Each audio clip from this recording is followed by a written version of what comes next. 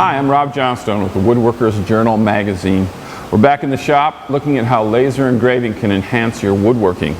If you remember back to our first video, which is available online, we used a Raster program to cut this checkerboard into the top of this ash lumber. Today we're going to go ahead and make checkers for this project, and we'll be able to use both Raster programming and vector programming. More about that later. The dashboard or control panel of the Epilogue laser is easy to use and allows you to tell the machine where to start the process. Here we've selected center engraving. You can also tell the machine what sort of pass the laser will be making. You can select raster, vector, or a combined cut. Setting the size of the cutting area is also required. You do that here. You also select speed and power for both the raster and the vector operations. A raster operation etches an image. Think of a black and white photo burned into the surface of the wood. A vector cut actually cuts through the wood, a task we'll need to do with our checkers. There is a setting where you can combine a raster operation with a vector cutting task, but in our example, we'll do them in two separate operations. First, we need to etch the acorn patterns into the wood.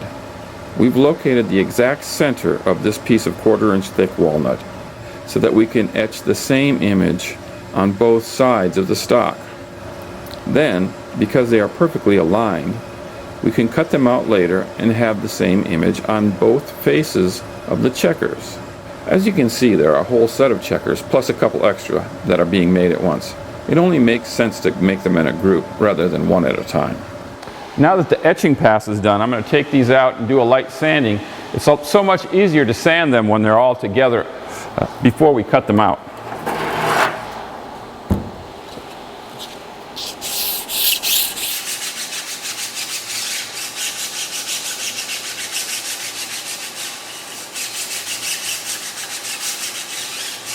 Because we set the checkers up for center engraving, we can align them to the center point of the board with the red dot locator and be confident the vector cut will be just where we want it.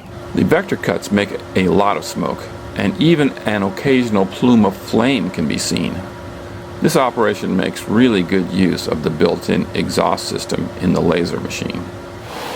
Now that the cutting process is done, we can just, oh, look at that.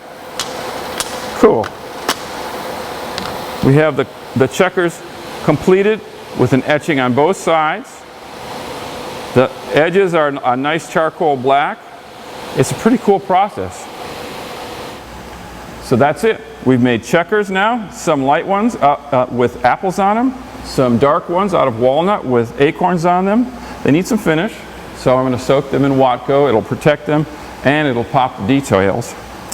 If you want these electronic files, they're available online both for the checkerboard and for the checkers. I'm Rob Johnstone. Keep on making sawdust. I hope you've enjoyed this series on using a laser engraver to enhance woodworking.